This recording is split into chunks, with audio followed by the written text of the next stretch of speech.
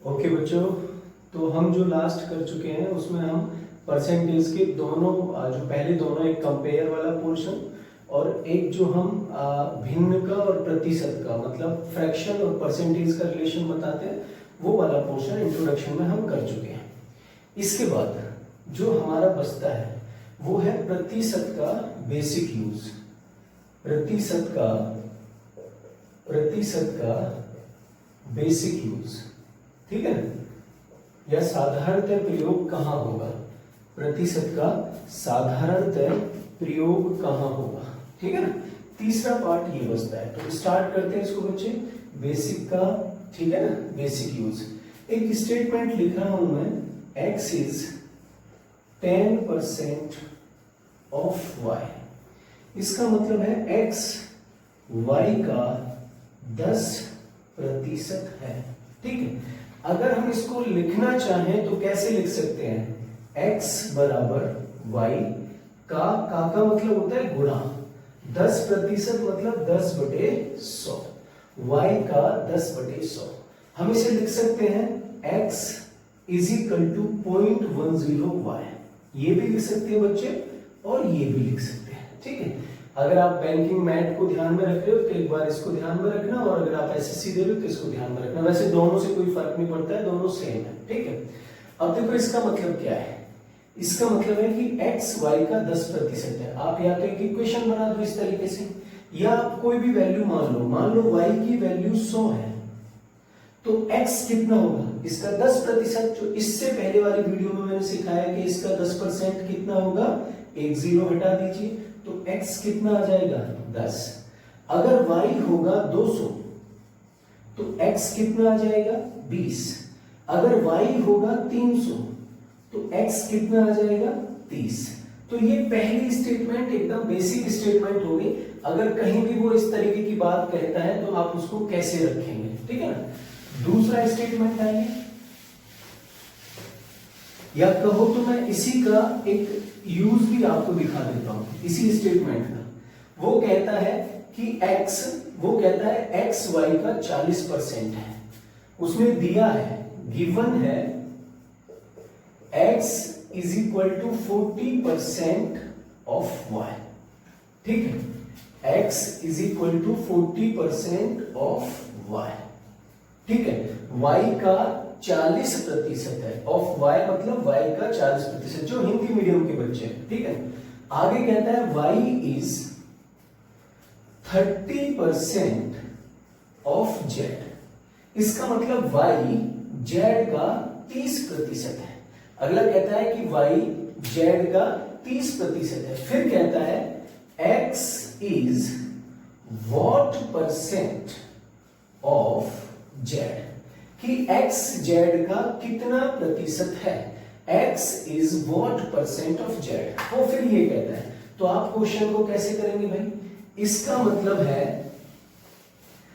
मतलब है x is equal to y into 40/100, और इसका मतलब है y is equal to 30/100z, ठीक है ना। अगर हम y की वैल्यू यहां से उठा के यहां रख देंगे तो हमें x के साथ रिलेशन मिल जाएगा। तो पहले वाली जो इक्वेशन थी x is equal to y into 40/100 में हम y की जगह पर 30/100/z रख देते हैं, ठीक है, इक्वेशन 2 से उठाकर। तो मैंने लिखा x is equal to 30/100/z into 40/100। आप देखिए 2 0 से 2 0 कैंसिल, ठीक है, और ये 4 तिया कितना हो जाएगा? 12। तो 12/100 गुणा z। आपके पास आ जाएगा x बराबर 12% ऑफ z। ये आपका आंसर होगा। तो ये किस पर बेस्ड था? पहले वाले क्वेश्चन पर बेस्ड था, ठीक है ना। इसके बाद आगे बढ़ते हैं। पहले वाला जो स्टेटमेंट था, तो दूसरा स्टेटमेंट पर आ जाते हैं बच्चे। हमारा दूसरा स्टेटमेंट है x is 10% more than y। x y से 10% अधिक है। दूसरा स्टेटमेंट है x y से 10% अधिक है।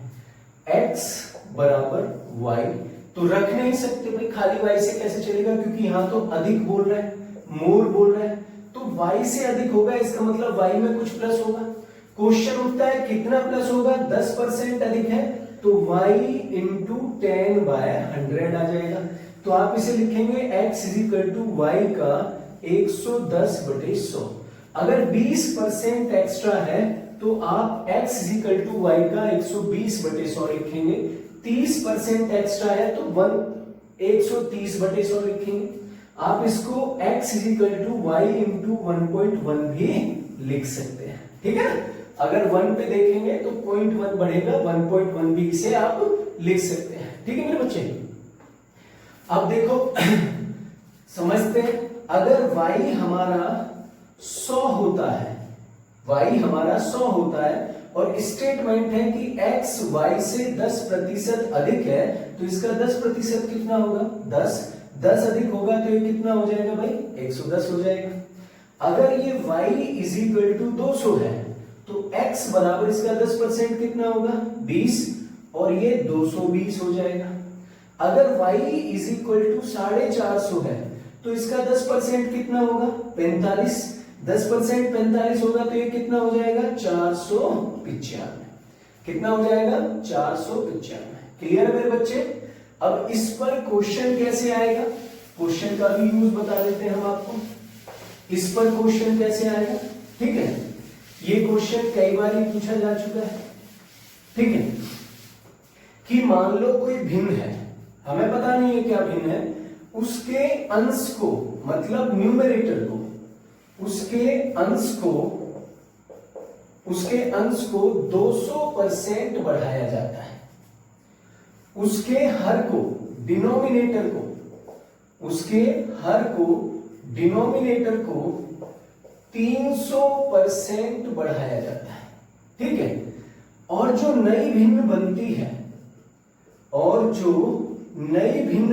है, मतलब न्यू फ्रैक्शन नई भिन्न बनती है, वो 5/8 होती है। तो पुरानी भिन्न क्या है, what is the old fraction, पुरानी भिन्न क्या है, what is the old fraction, पुरानी भिन्न क्या है। क्लियर है मेरी बात। अब आप, मुझे उम्मीद है कि आप क्वेश्चन को समझ गए होंगे, आपने लिख भी लिया होगा, ठीक है ना। सॉल्यूशन देखते हैं और देखते हैं कि सेकंड स्टेटमेंट का यूज कैसे हुआ है। भाई मैंने मान लिया जो भिन्न है वो x/y है, x/y है, अंश बढ़ रहा है 200%, तो मैंने बोला है कि 100 में जोड़कर लिखेंगे, 100 + 200 कितना हुआ, 300/100 लिख सकते हो आप इसे, कितना लिख सकते हो, 300/100। और ये बढ़ रहा है 300%, तो 100 में आप 300 जोड़ दीजिए, कितना हो जाएगा, 400, तो आप इसे लिख दीजिए 400/100। और बराबर में कितना आ जाएगा मेरे बच्चे, 5/8, क्योंकि नई भिन्न कितनी हो रही है, 5/8। अगर आप इसे सॉल्व करना चाहते हैं तो 100 से 100 कैंसिल, 2 0 से 2 0 कैंसिल, एक ही लाइन में आंसर आएगा। अगर आप देखोगे तो 4 से 2 बार, 3 से ये 2 की गुणा होगी, 5/6 आ जाएगा। लेकिन आपकी समझ में आ जाए इसलिए मैं इसको अलग से लिख रहा हूं, x/y into 3/4 is equal to 5/8। 4 से कितनी बार घटा भाई, 2 बार, 3 दूनी 6, इधर जाएगा, बॉर्डर क्रॉस कर रहा है, बॉर्डर क्रॉस करेगा तो ये बदल जाएगा, तो आपके पास आ जाएगा x/y इज इक्वल टू 5/6। कितना आ जाएगा, x/y is equal to 5/6। Clear है। तो ये हमारा दूसरे स्टेटमेंट का यूज हो गया। अब आ जाते हैं तीसरा स्टेटमेंट, ठीक है ना। तीसरे स्टेटमेंट पर आ जाते हैं, बहुत ही बेसिक चीज है लेकिन बहुत पावरफुल भी है। अगर यूज करना जानते हो तो बड़े आसानी से आप क्वेश्चंस को कवर करोगे। तीसरा स्टेटमेंट है हमारा x is 10% less than y, x y से 10% कम है। तीसरा स्टेटमेंट है हमारा x y से 10% कम है, तो इसमें क्या होगा, x बराबर y, कम है, कम के लिए क्या होगा, माइनस, x बराबर y, कम है, कम के लिए क्या होगा, माइनस वाई से कितना कम है, वाई का 10% कम है, का मतलब गुणा। तो अगर आप इसे सॉल्व करते हो तो 100 वाई में से 10 वाई जाएगा, कितना बचेगा भाई, 90/100 वाई। इसका मतलब है आप बड़े आसानी से लिख सकते हो। यहां आपको 100 में से घटा के लिखना है। अगर वो 20% कम कहता तो आप लिखते 80/100, अगर वो 30% कम कहता तो आप लिखते 70/100। मान लो x 100 था, x नहीं y, मान लो y 100 था, तो x कितना आ जाएगा मेरे बच्चे, x आ जाएगा 90, x कितना आ जाएगा 90। अगर y 200 था तो x कितना आ जाएगा मेरे बच्चे, इसका 10% कितना होगा, 20 माइनस करोगे 180। अगर y 450 था तो इसका 10% कितना है, 45, और 450 में से अगर 45 माइनस करोगे तो कितना आ जाएगा, 405। ये हो गया हमारा तीसरा स्टेटमेंट। अब मुझे तीनों स्टेटमेंट के प्रयोग की बात करनी है। अब मुझे तीनों स्टेटमेंट के प्रयोग की बात करनी है, ठीक है ना। मैं जो लिखने जा रहा हूं, सीजीएल मेंस मतलब टायर 2, ठीक है। सीजीएल मेंस टायर 2 11 सितंबर 2019 मतलब पिछली साल ये क्वेश्चन पूछा है। आप पेपर देख लीजिए और पेपर में आंसर मिला लीजिए, क्वेश्चन देख लीजिए पूछा है या नहीं पूछा है, समझ रहे हो मेरी बात। तो क्वेश्चन क्या पूछा है कि कोई एक संख्या है, एक नंबर है जिसको पहले 14% बढ़ाया जाता है। कितना परसेंट बढ़ाया जाता है, 14%। फिर 16% घटाया जाता है, फिर 16% फिर दोबारा से बढ़ाया जाता है, 16% दोबारा से बढ़ाया जाता है, और अगली बार 30% कम कर दिया जाता है, ठीक है। तो संख्या में ओवरऑल कितने प्रतिशत का बदलाव हुआ, संख्या में कितने प्रतिशत का बदलाव हुआ, क्लियर है मेरी बात, बदलाव हुआ। अब इतना basic question SSC CGL mains में पूछा है भैया। स्टेटमेंट सेकंड जहां 2 बार वृद्धि हो रही है वो, और स्टेटमेंट थर्ड, इन दोनों का प्रयोग हो रहा है। आप दोनों का प्रयोग करिए और क्वेश्चन को सॉल्व कर दीजिए। मान लीजिए वो संख्या 100 थी, मान लीजिए वो संख्या 100 थी, पहले 14% की वृद्धि हुई तो आप उसे 114/100 लिख लेंगे। भाई वृद्धि हो रही है, मैंने 100 क्यों माना भैया, जो दिल करे वो मानो, x मानो, y मानो, z मानो, 1 मानो, 1/2 मानो, 3 मानो, 3/2 मानो, जो दिल करे, आंसर कभी नहीं बदलेगा। 100 हम इसलिए लेते हैं कि 100 पर जितना परसेंट आप निकालोगे उतना ही नंबर होगा, कैलकुलेशन करने की जरूरत नहीं है, 100 का हर नंबर अपने में परसेंट है, ठीक है। तो 100 पर 14% बढ़ा, 114/100, फिर इस पर बढ़ा भैया 16% तो 116/100, फिर 30% कम हो रहा है तो 70/100, क्लियर है। एक सिंगल लाइन में आंसर आ जाएगा अगर आपकी कैलकुलेशन अच्छी है तो। कैलकुलेशन अच्छी कैसे हो उसके लिए भी मैं क्लासेस दूंगा, छोटी छोटी वीडियोस में बीच बीच में डालता रहूंगा, आप उनको फॉलो करते रहना, डेफिनेटली आपका ना कैलकुलेशन भी अच्छा हो जाएगा। देखो ये 2 0 से 2 0 कैंसिल, और ये 1 0 से ये 1 0 कैंसिल, क्लियर है मेरी बात। अब देखो सॉल्व करते हैं मेरे बच्चे, इन दोनों की गुणा करो तो इन दोनों की 6 चौक 24 और 11 12 132, इन दोनों की गुणा करने पर 132 24 आ जाएगा। क्वेश्चन उठता है सर आपने कैसे कर दिया, भाई ये वैदिक मैथ का रूल है कि अगर इकाई के अंक का योग 10 बनाता हो और आगे की डिजिट सेम हो तो उसकी गुणा इस तरीके से कर देंगे। मेंस में क्वेश्चन दे रहा है, उसको उम्मीद है कि आपको ये चीजें पता होंगी और कैलकुलेशन आप बड़े आसानी से कर लोगे। तो 6 चौक 24 आ गया और 11 में 1 जोड़िए 12 11 कितना हो जाएगा 132। ये रूल भी मैं बता दूंगा अभी कैलकुलेशन में, फिलहाल देख लो। इन दोनों की गुणा करी तो 114 गुणा 116 ये आ गया।